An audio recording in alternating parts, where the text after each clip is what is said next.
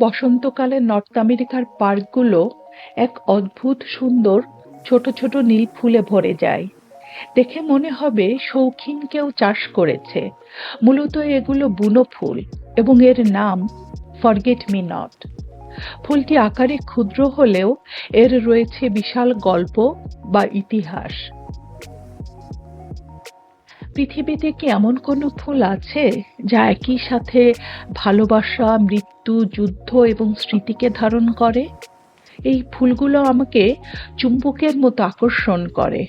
আমার মতো অনেকেরই হয়তো করে।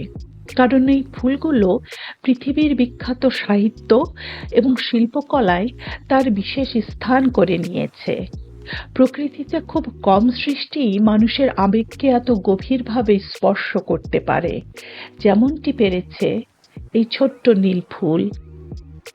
এই ফুলটির বৈজ্ঞানিক নাম মায়োসোটিস, যা একটি গ্রিক শব্দ থেকে এসেছে এবং যার অর্থ হলো ইঁদুরের কান, কারণ এর পাতার আকৃতি কিছুটা ইঁদুরের কানের মতো দেখতে।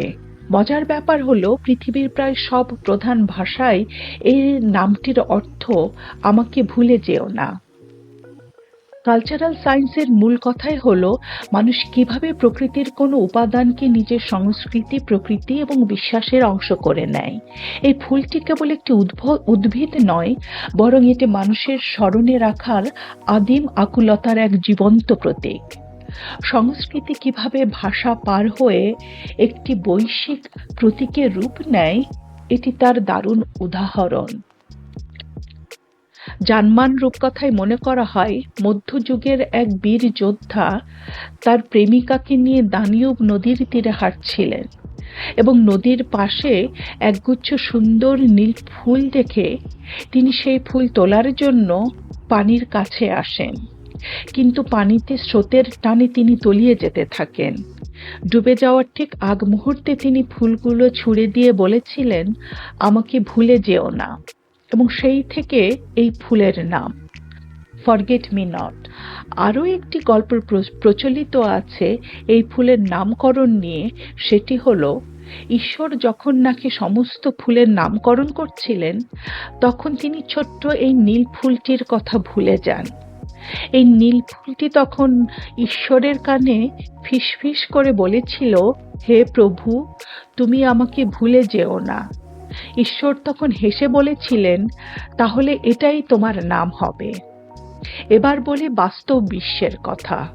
প্রথম বিশ্বযুদ্ধের পর বিশেষ করে নিউ ফাউন্ডল্যান্ডে ১লা জুলাইয়ের যুদ্ধে নিহত সৈনিকদের স্মরণে এই ফুলটি বুকে ধারণ করা হয়। এটি ছিল বীরদের প্রতি শ্রদ্ধা প্রদর্শন এবং কখনো না ভোলার অঙ্গীকার। ২০১৫ সালে আর্মেনিয়ান গণহত্যার ১০০ বছর পূর্তি উপলক্ষে এই ফরগেট মি নট ফুলটিকে অফিসিয়াল প্রতীক হিসেবে বেছে নেওয়া হয়েছিল।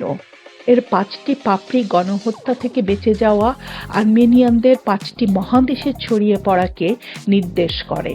এর পেছনের মূল ভাবনা ছিল বিগত ইতিহাসকে ভুলে না যাওয়া এবং তার থেকে শিক্ষা নেওয়া।